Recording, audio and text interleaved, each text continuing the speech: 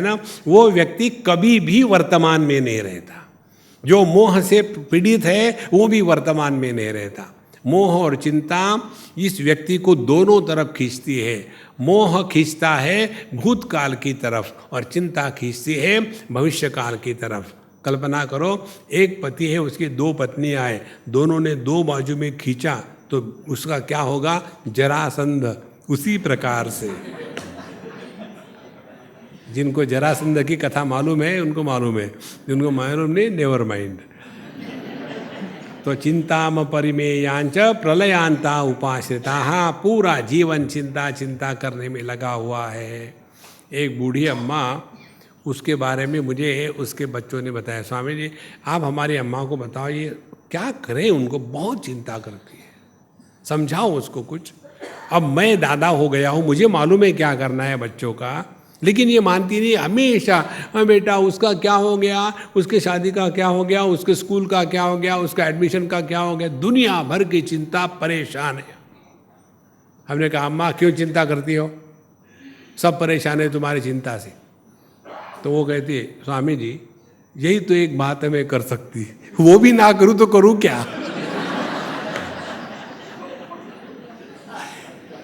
देखो आदमी को ये चिंता करने का रोग लग जाता है। मैं बताया आपको, बिल्कुल चिंता मत करना किसी, जो होने वाला है वो होने वाला है। Prepare yourself, spend time in making yourself capable to face the challenges of life rather than worrying about the problems of life. तब जाकर के हम इस आसुरी प्रकृति से अपने आप को छुड़ाएंगे। चिंताम परिमेयांच प्रलयांताम उपाश्रिता कामोपभोग परमा एतावत इति निश्चिता। और उनके जीवन का लक्ष्य क्या है? काम और भोग, इसके सिवा जगत में कुछ भी नहीं है। देखो ये आपको दिखेगा पाश्चात्य संस्कृति में। शुरू करेंगे sincere hard workers, there is no doubt about it. किस लिए? So that weekend we can enjoy. See, so they work, they Friday तक काम करते हैं, फ्राइडे के बाद फिर चले गए वीकेंड के लिए, मंडे को वापस आए। कैसे हो गुप्ता जी? वीकेंड, क्योंकि वीकेंड को गए थे तो वीकेंड होकर के वापस आ गए। पूरी लाइफ केवल इसी में लगाई है। देखो कभी भी ये नहीं कि अभी अपनी उम्र इतनी हो गई है, अब जीवन को कुछ भिन्न रास्ता दिखाए, कोई सत्संग करे, कोई तत्व का चिंतन करे, कोई शास्त्रों का अध्ययन करे, कहीं जाकर के ध्यान का सीखे, कुछ नहीं। भोग भोग भोग, इसका कोई अंत नहीं है। देखो इसीलिए वहाँ सेक्रेटरीज का बिजनेस बहुत ज़्यादा चलता है।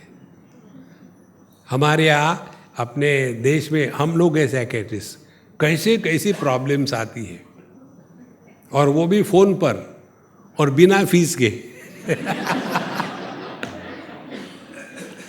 देखो कारण क्या है? दृष्टि में परिवर्तन होना चाहिए। तो कामोपभोग परमा एतावद इति निश्चिता। उनका ये निश्चय हो गया, जीवन माने क्या? खाओ पियो मौज करो, बाकी कुछ नहीं है। शास्त्र बताते हैं खाओ पियो और मौज में रहो, मौज करो मत। मौज करना यह बंधन है, मौज में रहना यह मोक्ष है। इसको कैसे जीवन में उतारे, ये अगला प्रसंग कल के शाम के प्रसंग में पूरा करेंगे। कल शाम हम लोग यहाँ 5:30 बजे मिल रहे हैं, तो जो 6:30 बजे आएंगे वो पीछे खड़े रहना, जो 5:30 के पहले आएंगे वो अंदर बैठना। ओम पूर्णमदः पूर्णमिदं पूर्णात् पूर्णमुदच्यते पूर्णस्य पूर्णमादाय पूर्णमेवावशिष्यते। ओम शांति शांति शांति। हरि ओम। श्री गुरुभ्यो नमः। हरि ओम। श्री कृष्ण श्री कृष्ण श्री कृष्ण श्री कृष्ण। गुरुर्ब्रह्मा गुरुर्विष्णु गुरुर्देवो महेश्वरः गुरु साक्षात् परं ब्रह्म तस्मै श्री गुरवे नमः। तस्मै श्री गुरवे नमः। जब हम कोई भी बोझा अपने सर पर ढोते हैं, कोई भी बोझा हो, उस बोझे के नीचे जब हम दब जाते हैं तो व्यक्ति को कभी भी खुशी का अनुभव नहीं होता, परेशान रहते हैं। जैसे किसके सर के ऊपर में बहुत बड़ी NRI की 2 सूटकेसेस रख दी हुई हो। स्वामी जी, ऐसा लगता है आप NRI के दुश्मन हो। तो यदि 2 सूटकेसेस रख दी हो तो उस लड़के को कुछ बढ़िया जोक बताओ, वो कभी नहीं हंसेगा, क्योंकि बोझा है, फिजिकल लोड। दूसरा होता है फिजियोलॉजिकल लोड। फिजियोलॉजिकल लोड क्या है? जैसे किसी का BP बढ़ गया हो, BP माने ब्लैडर प्रेशर, उसका जब लोड बढ़ जाता है तो बीच में से सूक्ष्मता का, मेडिटेशन का चिंतन चल रहा है और ये सबको लताड़ते हुए निकल जाएंगे, क्योंकि उसको सह नहीं सकते। इसी प्रकार से मन के ऊपर में जो बोझा है वो होता है इच्छाओं का बोझा, कामनाओं का बोझा। तो कहते हैं यह जो आसुरी प्रवृत्ति के लोग हैं, उनके जीवन में एक ही काम है, इच्छाओं को पूरा करो, पूरा करो, पूरा करो। आशा पाश शतैर्बद्धाः काम क्रोध परायणाः। आशा पाश शतैः बद्धाः, उनके सर पर हजारों इच्छाओं का बोझा है। और इसीलिए जब व्यक्ति के अंतःकरण में इच्छा होती है, इच्छा को पूरा करने का प्रयत्न करो तो 2 ऑप्शंस है, या तो इच्छा पूरी होगी या तो नहीं होगी। इच्छा पूरी नहीं हुई तो उसी की जो रिएक्शन है उसको क्रोध कहते हैं। और यदि इच्छा पूरी हो गई तो लोभ पैदा हो जाता है, और चाहिए और चाहिए। ये दोनों ही स्थितियों में, चाहे हमारी इच्छा पूरी होवे या न होवे, हमारे मन का संतुलन नष्ट हो जाता है। फिर काम क्रोध परायणाः, फिर ऐसे व्यक्ति के अंतःकरण में क्रोध एक क्षण में आ जाता है। और सबसे बढ़िया बात मालूम है क्या है? धीरे धीरे ये अपना स्वभाव बन जाता है। तो फिर ऐसे व्यक्ति बोलते नहीं, फिर क्या करते हैं? भोंगते हैं। क्या चाहिए? किस लिए आए हो? क्यों ऐसा करते हो? वाह वाह वाह वाह, अरे Ram Ram, you are a human being, talk like a man. अच्छा, उनको ये पता भी नहीं होता कि वो क्रोध कर रहे हैं। एक को पूछा, भाई तुम गुस्सा क्यों करते हो? मैं कब गुस्सा करता हूं? पूछो किसको? अरे राम राम राम। तो काम क्रोध परायणाः, इस एक बात को समझ लो। यदि हमारे अंतःकरण में बहुत सारी कामनाएं होगी तो हम बहुत ज्यादा क्रोधी होंगे। कामना का तात्पर्य ये नहीं कि वस्तु की अपेक्षा है, कामना का तात्पर्य ये नहीं कि व्यक्तियों से कोई अपेक्षा है। कामना का तात्पर्य है हम जैसा चाहे वैसा ही होना चाहिए। और ये आज तक कभी नहीं हुआ। देखो, तो जितना व्यक्ति समझदार होगा उतना कम क्रोध करेगा, जितना ज़्यादा आसुरी प्रवृत्ति का होगा उतना ज़्यादा क्रोध करेगा। आशा पाश शतैर्बद्धाः काम क्रोध परायणाः ईहन्ते काम भोगार्थम अन्यायेन अर्थ संचयान। फिर अपनी कामनाओं को पूरा करने के लिए फिर अनेक प्रकार से कुछ भी करो, पैसा कमाओ। और फिर पैसे का बिस्तर बना करके उस पर सो जाओ। देखो मध्य प्रदेश में का न्यूज़ आप लोगों ने पढ़ा होगा कि उनके बिस्तर में पैसे थे, उनके तकिया में पैसे थे, उनके नमक मिर्च के डब्बे में पैसे थे, इतने पैसे कि गिनने के लिए मशीन लगानी पड़ी। लो, अन्यायेन अर्थ संचयान, अन्याय के द्वारा पैसों को इकट्ठा करना, क्योंकि काम भोगार्थम, अपने इच्छाओं को पूरा करना, भोग करना, केवल यही मात्र जीवन का एकमात्र लक्ष्य बना रहता है।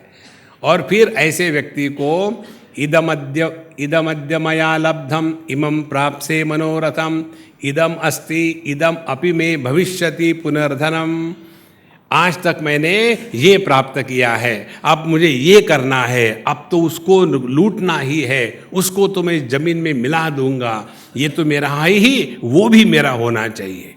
जीवन भर केवल पैसा पैसा पैसा पैसा पैसा, दूसरा कोई भी विचार नहीं अंतःकरण में। देखो महाराज, एक बार ये पैसे के वायरस ने काट दिया ना आदमी को, जिंदगी में कभी शांति नहीं रहती। सबसे बड़ी अमीरी है कंटेंटमेंट, संतोष। देखो पतंजलि महर्षि के जो पतंजलि योग दर्शन है, उसमें एक सूत्र आता है, संतोषात अनुत्तम सुख लाभः।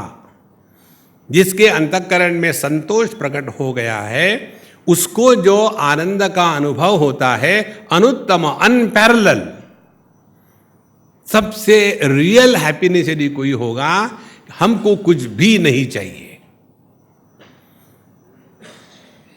एक बार भगवान ने दुनिया निर्माण करी तो उसमें आह भी निर्माण कर दी। किसको आह लग जाती है ना, कर्स, आह भी निर्माण कर दी और कहा भाई जाओ जाओ अपना अपना स्थान ढूंढो, रहना शुरू करो। तो ये आह जब निकली तो किसी ने इसको नहीं चाहा। कौन चाहेगा कर्स? तो बेचारी आह वापस होकर के चली गई ब्रह्मा जी के पास। भगवान देखो ना, आपने मुझे पैदा किया लेकिन मुझे कोई नहीं चाहता, मैं कहाँ जाऊँ? गए। बोले बेवकूफ, अपने ऊपर में चद्दर ओढ़ ले, चद्दर ओढ़ के चली जा। तो आह के पहले च लगा दो तो क्या हो जाता है? चाह। और वही आह चाह के रूप में इस दुनिया में आ गई। अब हर एक उसको चाहता है और उसी के कारण जीवन में दुख के सिवा और कुछ नहीं। कई बार जब ऐसे विचार आते हैं ना, तो यहाँ काफ़ी जवान लड़के लड़कियाँ हैं, उनके दिमाग में एक कीड़ा घुसता है। एक बच्चे ने मुझे कहा था, स्वामी जी आप लोग कहते इच्छा नहीं होनी चाहिए, या कर्मण्येवाधिकारस्ते मा फलेषु कदाचन, कर्म फल की इच्छा मत रखो। तो क्या नौकरी करके तनख्वाह नहीं ले? ये इसका अर्थ नहीं है।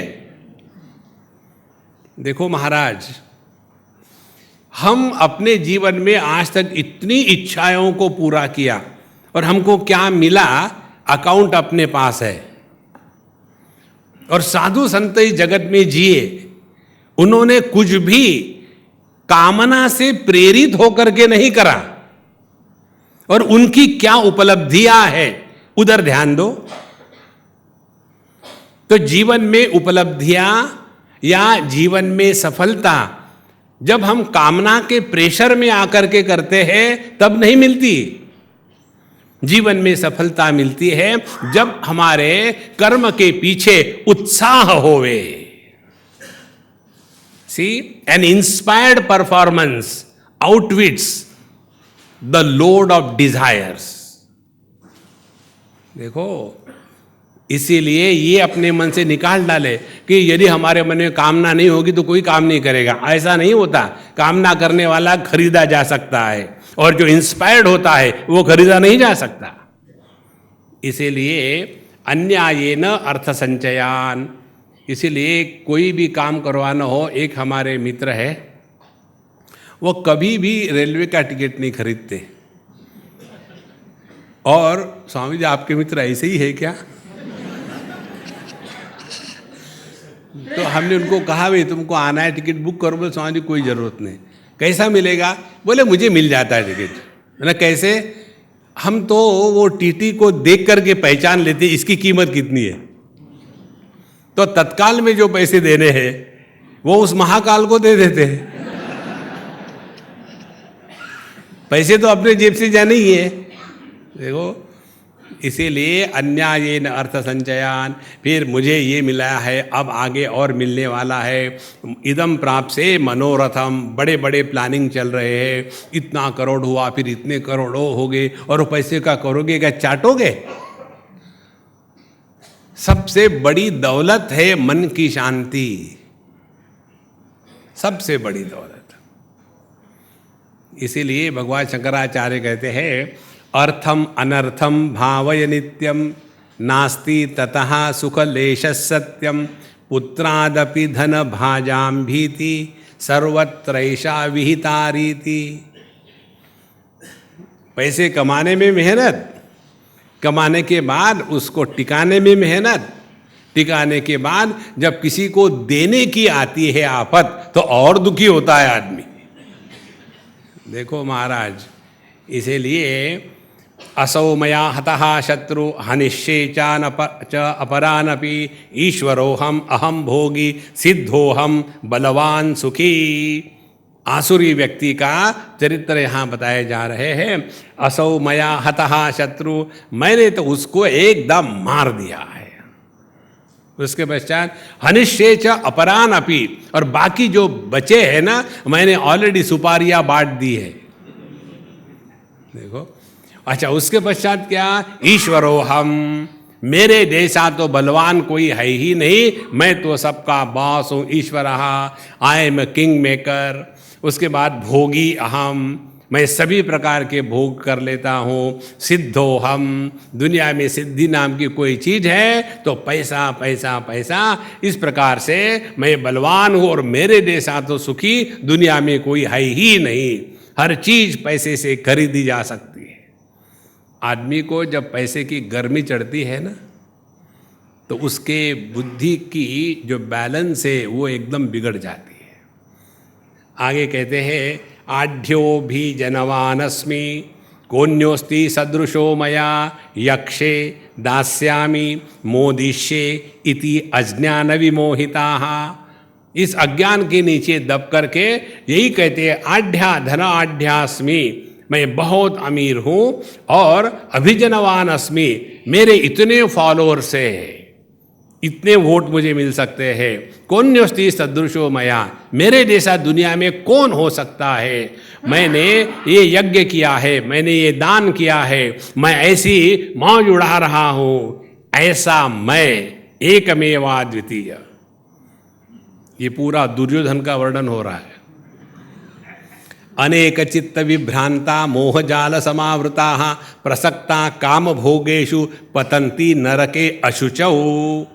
और इस प्रकार से अनेक चित्त विभ्रांता, उनका मन हमेशा भ्रांति में रहता है, एक क्षण भी शांति से नहीं रह सकते, क्योंकि मोह जाल में वो फंसे हुए हैं और काम भोग में इतने आसक्त होते हैं कि उसका अंतिम परिणाम यही है कि वो नरक में जाने के लिए तैयार हो गए।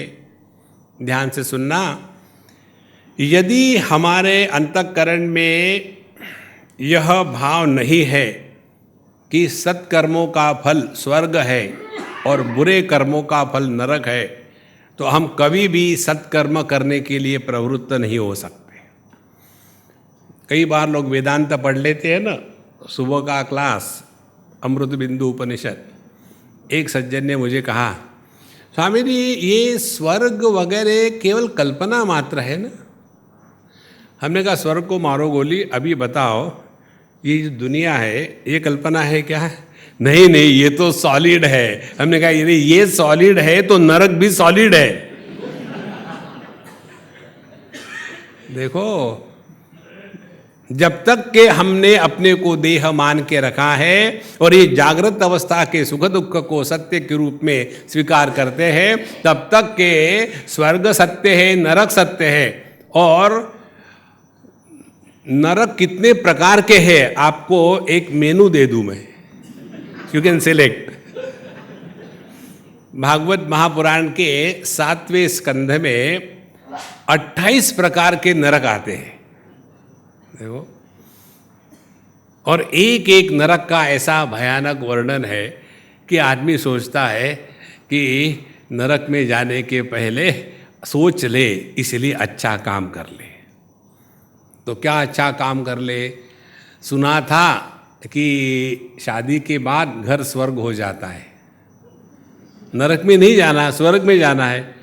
तो सुना था शादी के बाद घर स्वर्ग हो जाता है। लो, हमने शादी क्या कर ली, स्वर्गवासी हो गए,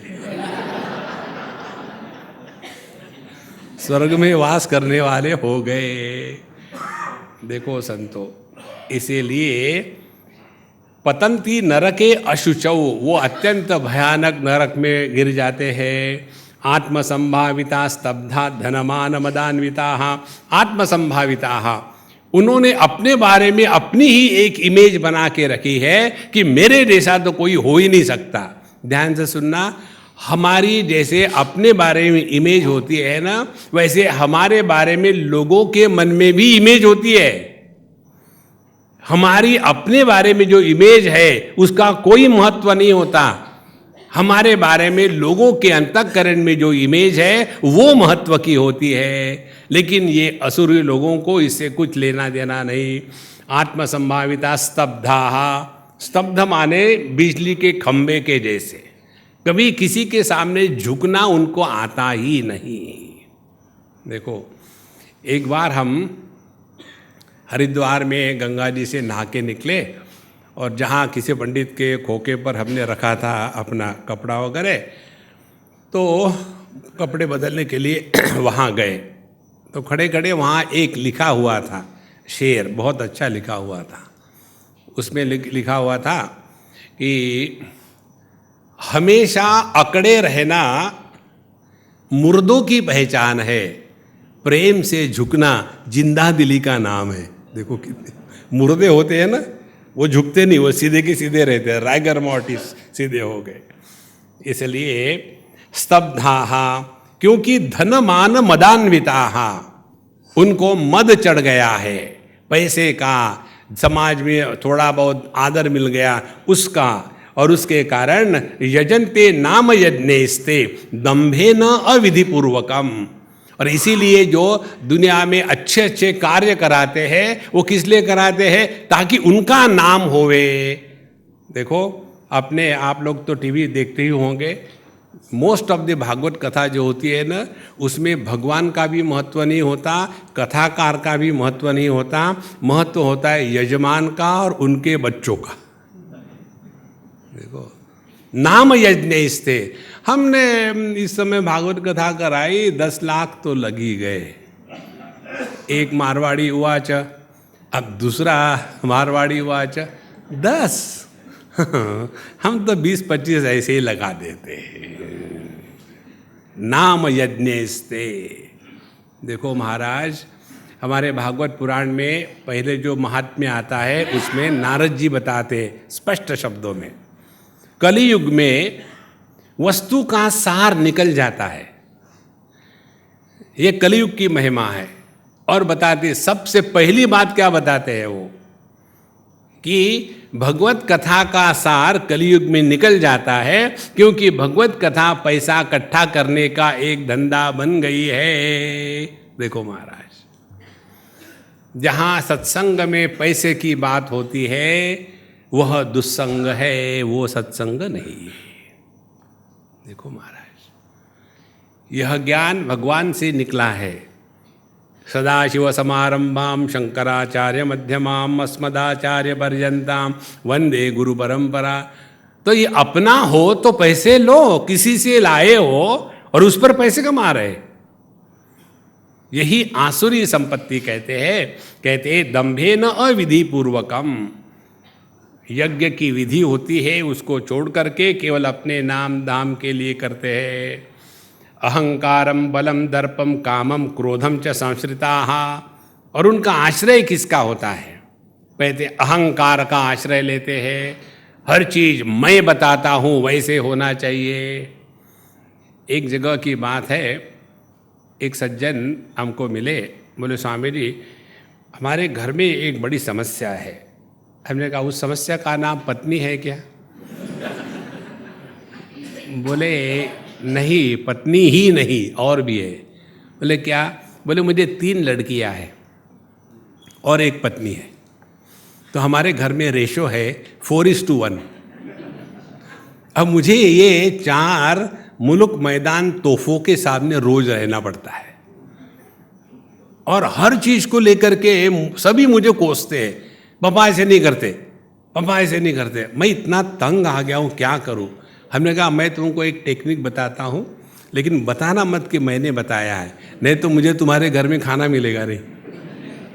बोले ठीक है। हमने कहा तुम सोलो लॉकी शुरू कर दो। सोलो लॉकी माने अपने से बोलना, वो शुरू कर दो। क्या? कहीं कुछ भी हो रहा है उसके लिए तुम स्वयं को जिम्मेदार कहो। जापान में अर्थक्वेक आ गया, पता नहीं मेरे कारण क्या क्या होता है।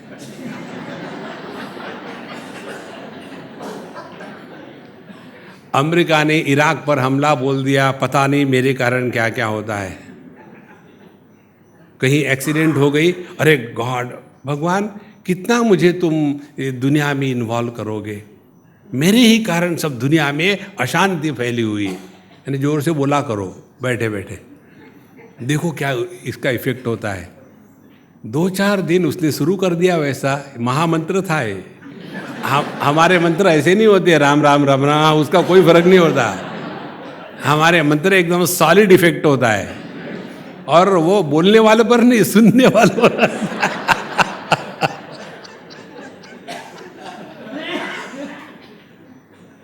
तो जब उन्होंने ऐसा शुरू कर दिया, हर चीज को लेकर कहीं कोई न्यूज़ पढ़ रहे हैं, देखो इसने इतने पैसे खा गया, मेरे कारण लोग करप्ट भी हो रहे। जब ऐसा शुरू किया तो ये 4 जो महारानियां थी घर में, एक दूसरे से बात की, आजकल पापा को क्या हो गया है? उन्होंने पूछा पापा क्या हो गया? क्या होना है, मेरे कारण पूरी दुनिया खराब हो रही, मैं नहीं होता तो ठीक रहता। सभी के सभी उस दिन से उनको कोसना बंद कर दिए। इमीडिएट इफेक्ट, इसको कहते हैं महामंत्र। इसीलिए अहंकारम, सब कुछ मैं ही कर रहा हूं, अच्छा तुम ही करो। अहंकारम, फिर बलम, अपने शक्ति का, दर्प, दर्प माने अपने, दर्प को हिंदी में क्या कहेंगे कि जो अपने पास है उसका अभिमान, उसको दर्प कहते हैं। जैसे किसी को भगवान ने सौंदर्य दिया है तो उसको लगता है मेरे जैसा सुंदर तो कोई है ही नहीं। फिर काम, क्रोध, बस इन्हीं का आश्रय लेकर के उनका पूरा जीवन चलता है। और मामात्म परदेहेषु प्रद्विषंता अभ्यसूयकाहा, और वो कभी भी ना तो भगवान को मानते हैं, और मैं जो सभी के हृदय में निवास करता हूँ वो मेरा क्षण क्षण में अपमान करते हैं। ध्यान से सुनना, जब हम किसी का भी दिल दुखाते हैं ना, तो हम साक्षात भगवान को कष्ट दे रहे हैं। इसको ध्यान में रखना। किसी का भी दिल दुखाने को हमको कोई अधिकार नहीं। यदि किसी के साथ पटती नहीं ना तो चुप हो जाओ। देखो महाराज, सबसे बड़ी सेवा किसी का दिल नहीं दुखाना, और सबसे बड़ा पाप किसी का दिल दुखाना। ये बात ध्यान में रखना। कहीं हमारे शब्दों से किसी के हृदय में चोट तो नहीं आ रही है। ये बात हम कह देते हैं, बाद में पछतावा होता है। देखो एक उदाहरण दूं आपको, शब्द का कितना महत्व है। परीक्षित जी जंगल में गए शिकार खेलने के लिए, और ऐसा समय आया उनको बड़ी प्यास लगी, भूख लगी, तो एक ऋषि के आश्रम में गए, और वो ऋषि वहाँ बैठे हुए थे ध्यान में। तो राजा को लगा मैं आया हूँ, ये ढोंग कर रहा है, इसलिए वहाँ मरा हुआ सांप उनके गले में डाल दिया। तो जब उनका पुत्र आया तो उनके पुत्र ने केवल अपने वाणी से उनको शाप दिया। केवल शब्द से शाप दिया। और ये शब्द के शाप का परिमार्जन केवल भगवत कथा जो शब्दों के द्वारा हमारे कानों के माध्यम से हृदय में प्रवेश करती है, वही भगवत कथा ही इस शाप का निवारण कर सकती है। शब्द की जो चोट है शरीर के चोट से गहरी होती है।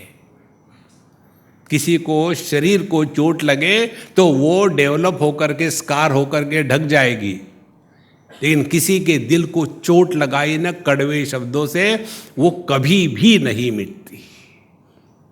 देखो, जैसे आपका क्विक फिक्स सब कुछ जोड़ सकता है एक्सेप्ट ब्रोकन हार्ट्स।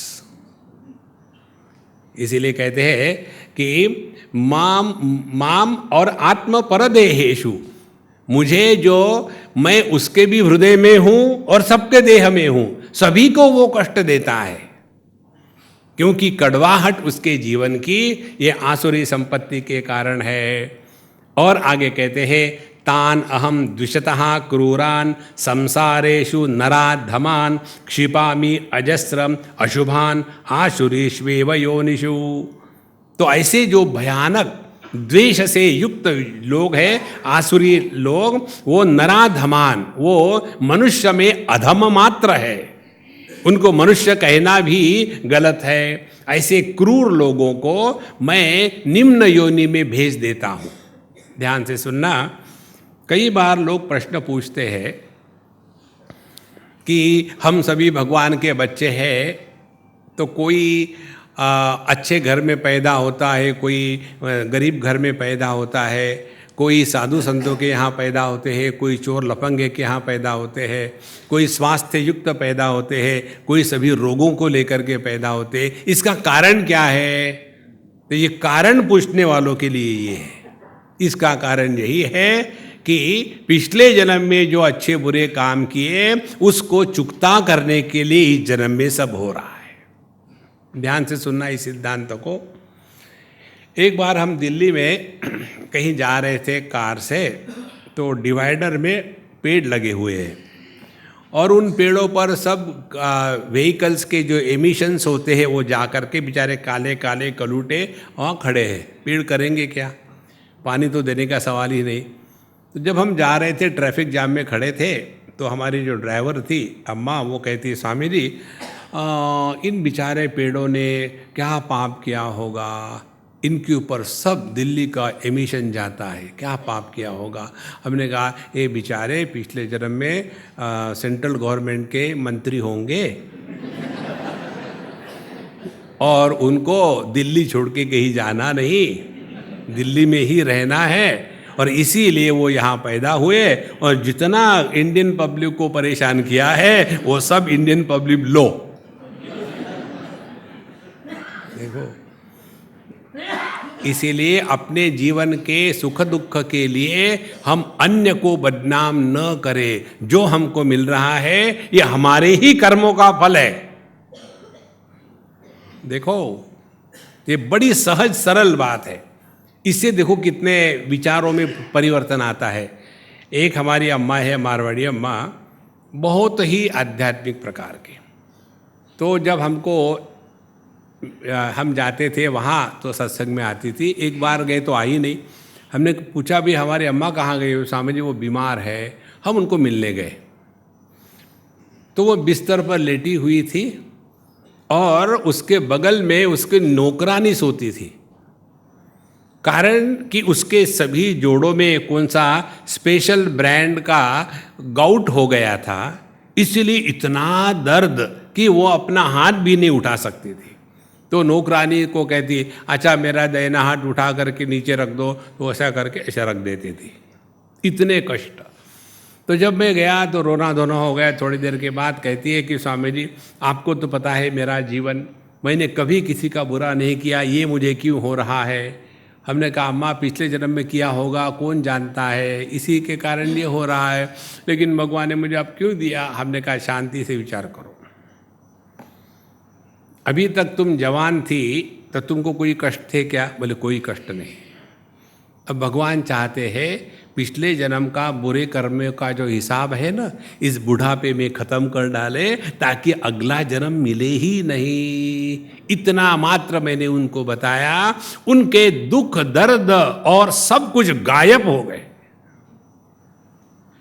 देखो, इसीलिए जो सिद्धांत है हमारे शास्त्रों के, हमारे बुद्धि को ठीक करने के लिए। तो ये जो वर्णन आया है, ये किसी को कोसने के लिए नहीं आया है, ये वर्णन आया है अपने आप को हमको सुधारना है। ठीक है, आज तक जो अच्छा बुरा किया नेवर माइंड, अब इसके बाद शुरू हो जाओ, एकदम अपने आप में परिवर्तन लाना है। देखो संतो, अन्यथा इसका कोई लॉजिक नहीं है। हम सभी यदि एक ही माँ बाप के बच्चे हैं, आप देखते हैं एक ही माँ बाप के 4 बच्चे होते हैं। एक बच्चा होता है बड़ा कॉन्टेम्पलेटिव स्टूडियस, दूसरा होता है मिनिस्टर टाइप गुंडागर्दी करने वाला, तीसरा होता है पैसे को अफरा तफर करके खूब पैसा कमाने वाला, और चौथा होता है गवर्नमेंट सर्वेंट। 4 बच्चे कौन हो गए? ब्राह्मण, क्षत्रिय, वैश्य, शूद्र। अब एक ही माँ बाप के ये 4 बच्चे 4 प्रकार के कैसे निकले?